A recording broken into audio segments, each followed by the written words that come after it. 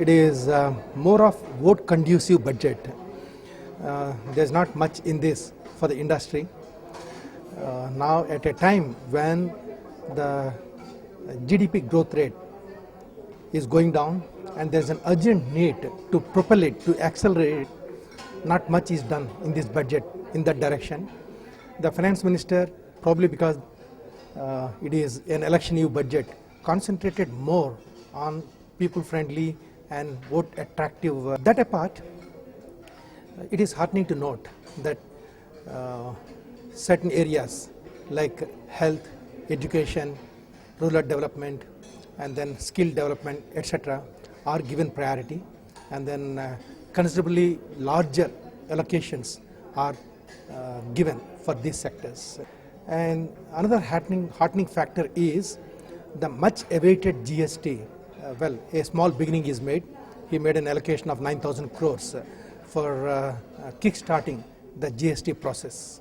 On the whole, though there is something for most sections, well, there's not much for the industry as a whole. Some incentives for the industry are, one is the increased depreciation, then the investment allowance for investing in new machinery, and then the 3-year extension for those MSMEs which come out of the slab and move upwards, which come out of the orbit of MSMEs.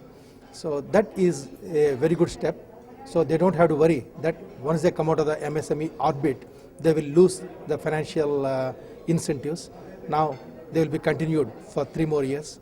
So there are some incentives like that, but still a lot more needs to be done. We have to propel the industry so that the GDP would increase by leaps and bounds. That is the order of the day. And then there is an urgent need to contain fiscal deficit. The finance minister said that the fiscal deficit would be brought down from 5.2 in the current year to 4.8 in the next financial year. But he has not announced any action plan for that.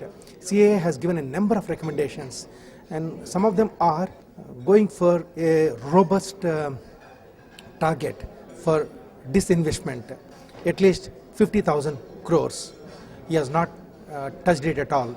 And then there is an amount of about 4 lakh crores lying in tax disputes all over the country.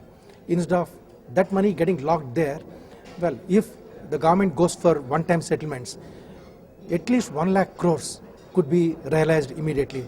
And the government has extensive land bank across the country. If that land bank could be well leveraged, get money, then that also would help. All this would result in financial consolidation and bringing down fiscal deficit. And unfortunately, the government has not well focused on that.